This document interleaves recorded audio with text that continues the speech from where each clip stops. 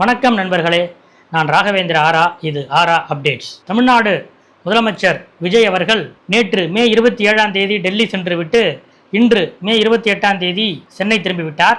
அவருடைய இந்த முதல் டெல்லி பயணம் வெற்றிகரமானதா அல்லது சொதப்பி விட்டதா என்றெல்லாம் விமர்சனங்கள் சமூக தளங்களில் தொடர்ந்து நடந்து கொண்டிருக்கின்றன. அரசு அடிப்படையில் அவர் சென்ற பயணம் பிரதமர் மோடியை சந்தித்தார். அதே நேரத்தில் அரசியல் ரீதியாக காங்கிரஸ் கட்சியின் முக்கிய தலைவர் மக்களவை எதிர்க்கட்சி தலைவர் ராகுல் காந்தியை ஏன் சந்திக்கவில்லை என்ற கேள்வி எழுகிறது. அரசு முறை பயணத்திலேயே மோடி 10 நிமிடம் தான் முதலமைச்சர் விஜய் அவர்களுக்கு ஒதுக்கினார் என்றும் 4 முக்கியமான கோரிக்கைகளை மட்டுமே இவர் அந்த மெமரண்டத்தில் மோடியிடம் கொடுத்தார் என்றும் ஒரு விமர்சனம் இருக்கிறது. ராகுல் காந்தியை ஏன் சந்திக்கவில்லை என்று இன்னொரு கேள்வி கேட்கப்பட்டு வருகிறது. ஆக்சுவலாக ராகுல் காந்தியிடம் முதலமைச்சர் விஜய் தரப்பிலிருந்தும் அப்பாயின்மெண்ட் கேட்கப்படவில்லை. ஏனென்றால் இந்த முதலமைச்சரின் டெல்லி விசிட்டின் போது டெல்லி காங்கிரஸில் நமது அண்டை மாநிலமான கர்நாடகா மாநிலத்திலே காங்கிரஸ் முதலமைச்சர் மாற்றம் நடைபெற்றிருக்கிறது. அங்கே சித்தராமையா முதலமைச்சர் பதவியில் இருந்து விலகி அது டி.கே. சிவகுமாருக்கு ஒப்படைக்கக்கூடிய அந்த டிரான்ஸ்ஃபார்ம் அங்கே நடந்துகிட்டு இருக்கு. இந்த நேரத்தில் ராகுல் காந்தியை ஏன் தொந்தரவு செய்ய வேண்டும் என்று விஜயே அப்பாயின்மெண்ட் கேட்கவில்லை என்று ஒரு தரப்பு சொல்கிறார்கள். அதே போல காங்கிரஸ் எம்பி கிறிஸ்டோபர் திலக் போன்றவர்கள் மீண்டும் விஜய் வர்றாரு, டெல்லிக்கு வர்றாரு, அப்போ இப்போ விட்ட நிகழ்ச்சிகள்லாம் அப்ப நடக்கும் என்று அவர் சொல்லியிருக்கிறார். இது ஒரு பக்கம் என்றால், தமிழ்நாடு காங்கிரஸ் கட்சிக்குள் வேறு சில அதிர்வுகள், வேறு சில கேள்விகள் மிக தீவிரமாக இப்போது பேசப்பட்டு வருகின்றன.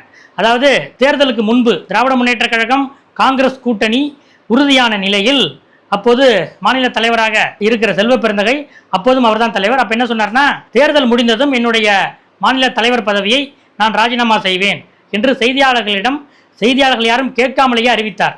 என்ன இவர் இப்படி சொல்றாரு, திடீர்னு சொல்றாரு என்று அப்போதே காங்கிரஸ் கட்சிக்குள்ளும் திமுக கட்சிக்குள்ளும் விவாதங்கள் எழுந்தன. ஆக்சுவலாக ஒரு பக்கம் காங்கிரஸ் கட்சியை விஜய் நோக்கி இழுத்துச் செல்வதற்கு, விஜயுடன் கூட்டணி வைப்பதற்கு பல்வேறு முயற்சிகள் திரு பிரவீன் சக்கரவர்த்தி அவர்கள் மூலமாகவும், ஏன் கிரீஷ் சோடங்கரே மேலிட பார்வையாளராக இருந்த கிரீஷ் சோடங்கரே அந்த முயற்சியிலே ஈடுபட்டார். ஆனால் அப்போது காங்கிரஸ் மாநில தலைவர் என்ற அடிப்படையில் செல்வ பெருந்தகை தான் முழு முயற்சி எடுத்து காங்கிரஸ் திமுக கூட்டணி நீடிப்பதற்கு மிகப்பெரிய வேலைகளை அப்போது செய்தார். இது அனைவருக்கும் அறிந்த விஷயம்தான். இந்த வகையிலே அந்த நிலையில் தான் நான் தேர்தல் முடிந்ததும் காங்கிரஸ் மாநில தலைவர் பதவியை ராஜினாமா செய்வேன் என்று அறிவித்தார்.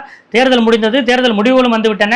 தேர்தல் முடிவுகளுக்கு பிறகு காங்கிரஸ் கூட்டணி மாறி விஜய்க்கு ஆதரவு தெரிவித்து விஜயுடைய அமைச்சரவையிலே 2 காங்கிரஸ் அமைச்சர்களும் இன்று இருக்கிறார்கள். ஆனால் மாநில தலைவர் பதவியில் இருந்து காங்கிரஸ் தலைவர் செல்வ பெருந்தகை இன்னும் விலகவில்லை. இப்ப கூட ஓரிரு நாட்களுக்கு முன்பு சத்தியமூர்த்தி பவனிலே இது குறித்து செய்தியாளர்கள் அவரிடம் கேட்டபோது, என்னுடைய ஸ்ரீபெரும்புதூர் சட்டமன்ற தொகுதி மக்கள் நீங்க மாநில தலைவரா இருக்கிறதுனால ஒரு எம்எல்ஏவாக நீங்கள் எங்களோட அதிக நேரம் செலவழிக்க முடியல அப்படின்னு சொன்னாங்க. அதனால தான் நான் காங்கிரஸ் தலைவர் பதவியை விட்டு விலகுவதாக சொன்னேன். இப்போது ஸ்ரீபெரும்புதூர் சட்டமன்ற தொகுதியில் வெற்றி வாய்ப்பை இழந்து விட்டேன். அதனால இதை மேலிடம் தான், டெல்லி மேலிடம் தான் இதை பற்றி முடிவு செய்யணும் என்று நாசூக்காக ஒரு பதிலை சொன்னார். அதே நேரம் நேற்று, அதாவது மே 27ஆம் தேதி காங்கிரஸ் மாநில தலைவர் செல்வ பெருந்தகை முன்னாள் அமைச்சர் மா சுப்பிரமணியனை அவரது இல்லத்திலே சென்று பார்த்து, செல்வ பெருந்தகை அவர்கள் தன்னுடைய மகள் திருமண பத்திரிகையை முன்னாள் அமைச்சர் மாசுவுக்கு அளித்திருக்கிறார். வருகிற ஜூன் 18ஆம் தேதி செல்வ பெருந்தகை அவர்களுடைய மகள் கல்யாணம் நடைபெற இருக்கிறது. இதற்காக ஏற்கனவே அவர் டெல்லி சென்று காங்கிரஸ் தலைவர் மல்லிகார்ஜுன கார்கேவிடமும் ராகுல் காந்தி, சோனியா காந்தி ஆகியோரிடமும் பத்திரிகை வச்சுட்டு வந்திருக்காரு. இங்க இப்ப நம்ம ஊர்ல முன்னாள் அமைச்சர்கள், திராவிட முன்னேற்ற கழக நண்பர்கள் எல்லாரையும் நேரில் சந்திச்சு அவர் பத்திரிகை வச்சிட்டு இருக்காரு. அந்த வகையில மா சுப்பிரமணியனை சந்தித்து செல்வ பெருந்தகை தன் வீட்டு திருமண பத்திரிகையை வச்சப்ப 2 பேரும் இப்போதைய அரசியல் சூழ்நிலை பற்றி ரொம்ப மனம் விட்டு பேசியிருக்காங்க. அப்போ மா சுப்பிரமணியன் 40 வருஷமா அரசியல் இருக்கேன்னு, ஆனா இப்படி நேற்று வந்த விஜய் கட்சி வேட்பாளர்கிட்ட நான் தோத்து போவேன்னு கனவுல கூட நான் நினைச்சதில்ல.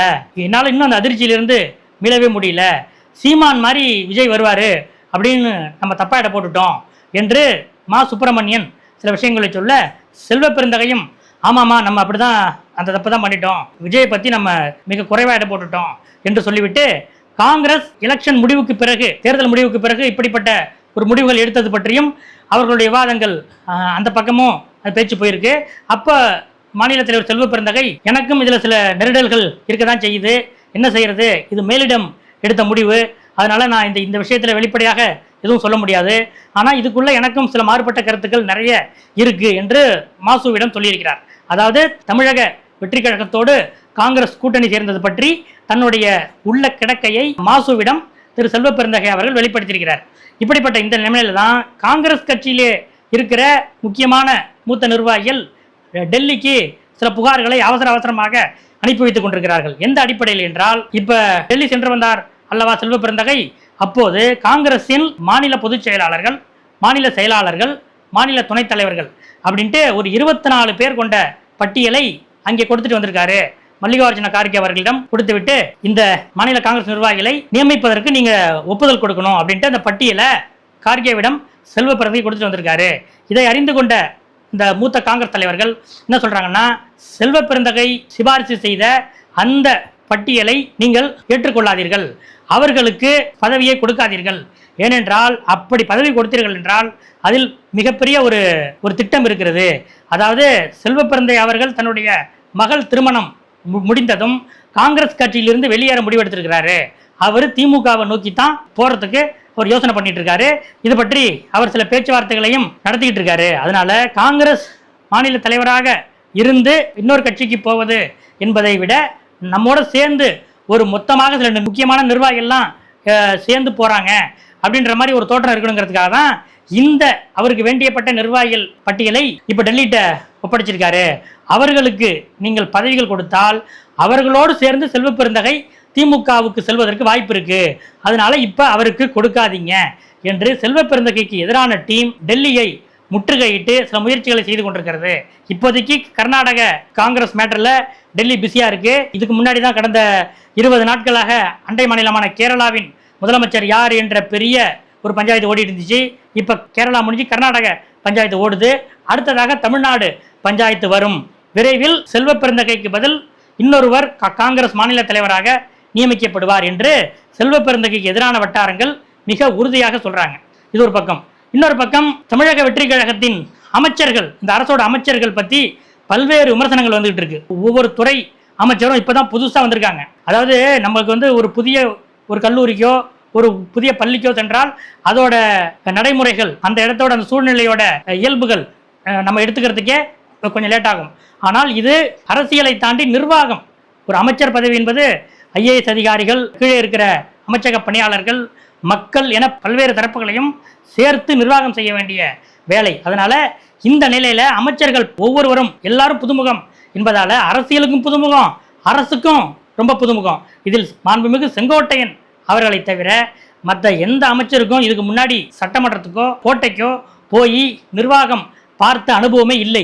இந்த நிலையில் ஒவ்வொருவரும் ஒவ்வொரு வகையில் சொதப்புகிறார்கள் அப்படின்ட்டு தொடர்ந்து புகார்கள் முதலமைச்சர் விஜய்க்கு சென்றுள்ளது. இதனால என்ன பண்றாருன்னா, அனைத்து அமைச்சர்களுக்கும் ஒரு பயிற்சி முகாம் நடத்தினா என்ன அப்படின்ட்டு ஒரு முடிவுக்கு முதலமைச்சர் விஜய் வந்திருக்கார். விரைவில் அந்த அனைத்து அமைச்சர்களுக்குமான பயிற்சி முகாம் நடக்கும் என்று சொல்கிறார்கள். அதற்கிடையில் முதலமைச்சர் விஜய் தலைமையில் இன்னும் கேபினெட் மீட்டிங்கே போடல. ஒரு மாநிலத்தில் ஒரு முதலமைச்சர் தலையில் புதிய அமைச்சரவை பங்கேற்று கிட்டத்தட்ட 2 வார காலங்கள் ஓடிவிட்டன. அதனால விரைவில் புதிய அமைச்சர்களுக்கான பயிற்சி முகாம் ஒரு பக்கமும் அமைச்சரவை கூட்டமும் விரைவில் நடக்கும் என்று கோட்டை வட்டாரத்தில் கூறுகிறார்கள். இதுதான் இன்றைக்கு அரசியல் அப்டேட். அடுத்தடுத்த அப்டேட்டுகளோடு உங்களை இன்னொரு வீடியோவில் சந்திக்கிறேன். நன்றி.